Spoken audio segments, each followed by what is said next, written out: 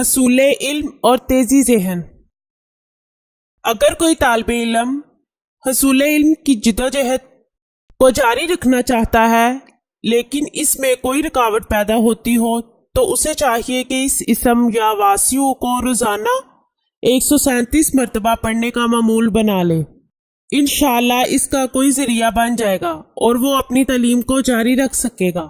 ایک عامل کا قول ہے کہ اگر کسی بچے کا ذہن پڑھائی میں نہ لگتا ہو تو اس اسم کو 1100 مرتبہ پڑھ کر پانی پر دم کر کے پلائیں، انشاءاللہ اس کا ذہن تیز ہو جائے گا۔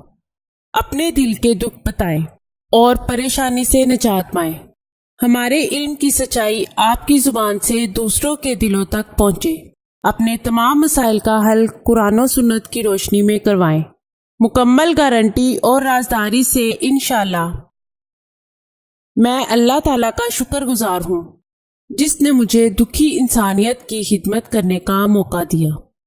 ناظرین، یہ چینل آپ کی رہنمائی کے لیے شروع کیا جا رہا ہے جس میں آپ کو زندگی کے تمام خاص و عام مسائل کا حل قرآنی وظائف کے ذریعے بتایا جائے گا۔ مثلاً کاروباری پریشانی، گھریلو جھگڑے، جادو ٹونے کے اثرات، پسند کی شادی، بے اولادی، طلاق کا مسئلہ، اولاد کی نافرمانی، تعلیمی مسائل اور دیگر تمام مسائل جن کی وجہ سے آپ پریشان ہیں، قرآنی استخارہ کے ذریعے ان کا حل کروائیں۔ ہزاروں لوگ فیض حاصل کر چکے ہیں۔